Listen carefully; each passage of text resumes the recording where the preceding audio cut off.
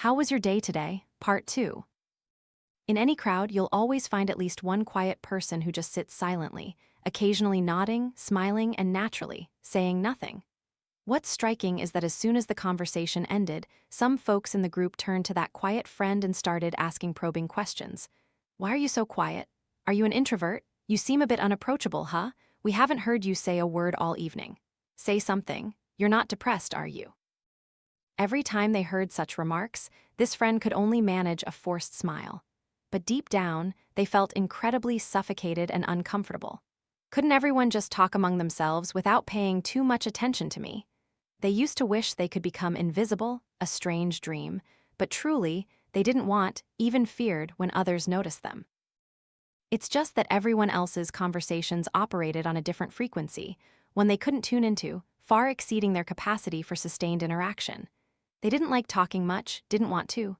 They preferred just listening. They were reserved because their own mind was already noisy enough, but it seemed, in everyone else's eyes, that was strange, eccentric, unsociable. They appeared sluggish, slow, or perhaps arrogant and difficult. Since when did the standard for judging a person depend on how much or how little they spoke? Just as the group members finished speaking, another friend waved a hand, smiling, and said, "Hey, folks, being an introvert doesn't necessarily mean you're quiet. I'm an introvert too." Everyone burst out laughing. "You, an introvert? I see you constantly grinning and joking around. What kind of introvert are you?" Age is just a number, nothing more, nothing less. Because some people might be older siblings, but their thoughts are still quite immature. Among that boisterous crowd, some were wearing masks and others appeared friendly but were always alone. Why is that? Try to pause for a moment and think. Do you know anyone who seems very outgoing, has many connections, and brings positive energy every time you meet them, but their close circle of friends consists of only a handful of people? They prefer to be alone. When they're focused on work, their face looks incredibly serious. They have many thoughts and feelings, but prefer to listen to others rather than express their own. You wonder, are they introverts or extroverts? Do they have multiple personalities, or are they trying to force themselves to cover up their own negativity? In reality, no one is completely introverted or completely extroverted. Someone being outgoing and friendly when interacting with others doesn't mean they're an extrovert, and preferring to be alone doesn't mean they're lonely. In the book, Confident Communication, by author Ying Ran, there's an explanation I really appreciate. Think of a person's personality tendency as a spectrum, with introversion and extroversion at the two ends. This means people will have introverted and extroverted tendencies to varying degrees. In other words, many people aren't 100% introverted, they have an ambivert personality. Those who appear friendly but are always alone can be explained by the following 3 reasons. First, their nature isn't about being sullen or unapproachable. Rather, they understand that socializing is selective. When you perceive someone as being alone, it doesn't mean they lack a social circle. It might simply be that you haven't yet entered their circle. As we grow older, we experience more and more, gradually learning who is worth spending time with and who should only remain a casual acquaintance. In social relationship theory, there's Dunbar's number, or the law of 150, proposed by Robin Dunbar. Here, 150 people refers to the maximum number of friends an average person can maintain. From a neuroscience perspective, the human neocortex can currently only ensure relatively stable communication with fewer than 150 people. If this number is exceeded, we can't maintain normal communication, or its efficiency significantly decreases. The most direct reason is that everyone's mental and physical energy is limited. We can't continuously keep in touch with too many people for an extended period, and the number of people with whom we can maintain close contact shouldn't exceed 20. So, even if you have 5,000 friends on your friend list, the number of people you can truly talk to and build effective connections with is limited. The second reason why many people choose to be alone more often is that they want to save time, and they have too many things to deal with. If you interact with many people, you'll find that everyone has different habits and limited time. You, on the other hand, always have your own tasks to do, always need time alone to focus on things like reading, learning new skills, none of which can be accomplished during casual chats with friends. Being alone helps you clear cluttered thoughts and determine your own direction. So, Being alone doesn't necessarily mean being sullen or unapproachable. It just means that sometimes you need to utilize your environment to avoid distractions and boost your work efficiency. The last reason is that being gentle and friendly is a cultivated trait, while being alone is a personality trait. This reason can broadly encompass the ones mentioned above. These individuals have an introverted personality tendency and possess good self-cultivation skills.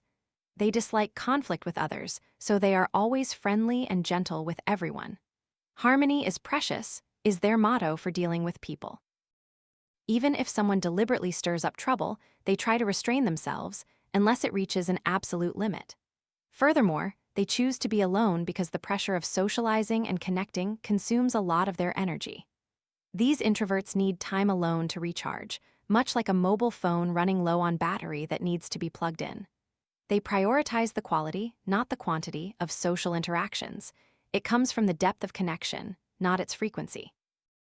However, there are a few things you need to remember. Humans are social animals, as the German philosopher Schopenhauer observed. Human socialization is fundamentally not an instinct, or, to put it differently, socializing isn't driven by a love for socializing, but rather by a fear of loneliness. No one truly enjoys being alone too much. No matter how introverted you are, there's always a desire to be noticed. Many introverts ponder and worry about their social connections. However, they often make one mistake, believing they must become extroverted to socialize well. Have you ever admired people who are eloquent, confident, lively, and persuasive in conversation, wishing you could be like them? So you force yourself pretending to be an extrovert, denying your own personality tendencies. But when you do that, the facade you've created won't last long. Soon, you'll feel mentally exhausted, worn out, and tired. So, what should you do? In reality, being extroverted isn't synonymous with being articulate. Introverts can still be excellent communicators. We need to understand that introverted or extroverted personality traits have nothing to do with social anxiety. No one is 100% introverted or 100% extroverted. Most people possess characteristics of both. Therefore, by simply living authentically, observing yourself, and leveraging your inner strength, communication will no longer be a nightmare. Here are some useful methods you might find helpful. 1. Recharge your energy, even in the middle of a conversation. When you feel unnatural and start to get exhausted, you can excuse yourself, go to the restroom, take a phone call, or reply to a client's message to find a quiet corner and spend some time alone to recharge. Only return to the conversation once you feel ready. 2. Redirect your attention when interacting with others. Where's your mind focused? Many introverts are overly sensitive to their own emotions, so when communicating, they often place all their attention on themselves. Am I performing well?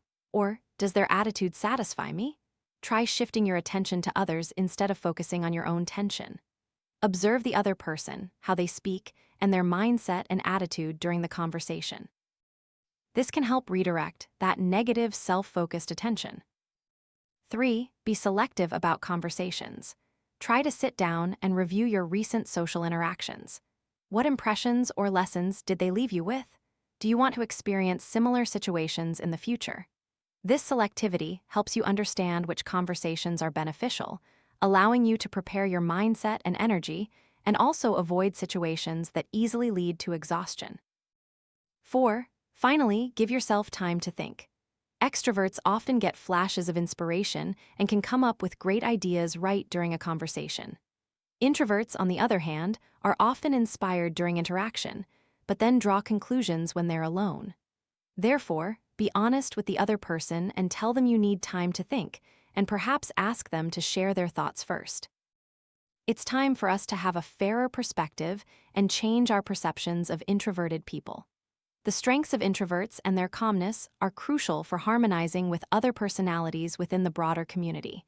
Whether you're introverted or extroverted, it doesn't matter. No specific personality type can hinder your development. It entirely depends on how you leverage your strengths. Be wary of quiet people because they are truly thinking.